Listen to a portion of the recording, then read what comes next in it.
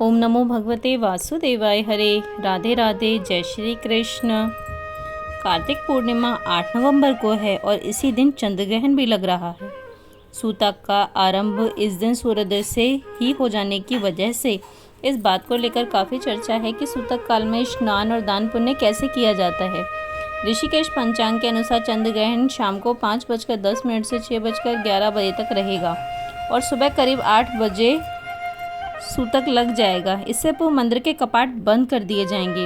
इस दिन स्नान करने का शुभ मुहूर्त 4 बजे से लेकर सूर्योदय तक रहेगा। वैसे ही पूरे दिन स्नान किया जा सकता है। सनातन धर्म में कार्तिक माह को सभी महीनों में सबसे शुभ फलदायी माना गया है। इस माह में पड़ने वाली कार्तिक पूर्णिमा पर स्नान के लिए पवित्र नदियों, तटों पर लाखों की भीड़ इकट्ठी होती है। भगवान विष्णु के 10 अवतारों में से पहला अवतार मत्स्य अवतार माना जाता है। धार्मिक मान्यता है कि भगवान विष्णु ने प्रलय काल में वेदों की रक्षा के लिए मत्स्य रूप धारण किया था। नारायण के पहले अवतार कार्तिक पूर्णिमा के दिन होने की वजह से वैष्णव मत का विशेष महत्व माना जाता है और यह मान्यता है कि कार्तिक मास में नारायण मत्स्य रूप में जल में विराजमान रहते हैं और इस दिन मत्स्य अवतार को त्याग कर वापस बैकुंठ धाम को चले गए थे। एक मत यह भी है कि महाभारत का महायुद्ध समाप्त होने पर पांडव इस बात से बहुत दुखी थे कि युद्ध में उनके सगे संबंधियों की असमय मृत्यु हुई है। अब उनकी आत्मा की शांति कैसे हो। पांडवों की चिंता को देखते हुए भगवान श्री कृष्ण ने पांडवों को पितर की तृप्ति के उपाय बताए। इस उपाय में कार्तिक शुक्ल अष्टमी से लेकर कार्तिक पूर्णिमा तक की विधि शामिल थी। कार्तिक पूर्णिमा को पांडवों ने पितरों की आत्मा की तृप्ति के लिए गढ़मुक्तेश्वर पर तर्पण किया और दीपदान भी किया। इस समय से ही गढ़मुक्तेश्वर में गंगा स्नान और पूजा की परंपरा चली आ रही है। पौराणिक मान्यता के अनुसार कार्तिक शुक्ल पक्ष एकादशी तिथि को देवी तुलसी का भगवान के शालिग्राम स्वरूप से विवाह हुआ था और पूर्णिमा तिथि को देवी तुलसी का बैकुंठ धाम में आगमन हुआ था। इसलिए कार्तिक पूर्णिमा के दिन देवी तुलसी की पूजा का खास महत्व है। मान्यता के अनुसार कार्तिक पूर्णिमा के दिन ही देवी तुलसी की पृथ्वी पर भी आगमन हुआ था। इस दिन नारायण को तुलसी अर्पित करने से अन्य दिनों की अपेक्षा अधिक फल की प्राप्ति होती है। कार्तिक पूर्णिमा में क्या करें। इस दिन सुबह जल्दी उठकर नदी या तालाब में जाकर स्नान करें। यदि ऐसा संभव ना हो तो घर पर ही पानी में गंगाजल मिलाकर स्नान करें। कार्तिक पूर्णिमा के दिन प्रदोष काल में किसी नदी तालाब में दीपदान करने का विशेष महत्व होता है।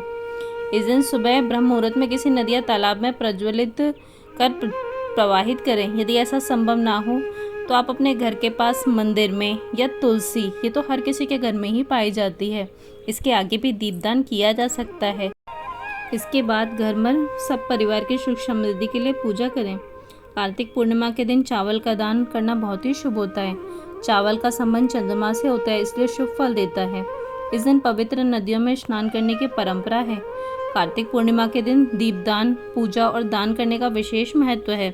साथ ही आप सुबह भगवान सत्यनारायण की कथा भी सुन सकते हैं, जो कि परम सुख की देने वाली है। इस दिन घर के मुख्य द्वार पर आम के पत्तों का तोरण बांधें और द्वार पर रंगोली भी बना सकते हैं। कार्तिक पूर्णिमा के दिन विशेष समृद्धि योग बन रहा है, इसलिए शिवलिंग पर जल अवश्य चढ़ाएं और 108 बार ओम नमः शिवाय मंत्र का जाप करें। माता लक्ष्मी को प्रसन्न करने के लिए इस दिन पीपल की पूजा करें और इसके चारों तरफ दीपक जलाएं। पीपल में लक्ष्मी का वास माना गया है, ऐसा करने से माता लक्ष्मी प्रसन्न होती हैं। पुराणों में कार्तिक पूर्णिमा के दिन आप सभी देवी देवताओं को प्रसन्न कर सकते हैं। यह आध्यात्मिक दिन है, इसलिए इस दिन शांति और सद्भावना बनाकर पूर्वजों को याद करना चाहिए। भूलकर भी घर का माहौल लड़ाई झगड़े से खराब नहीं करना चाहिए।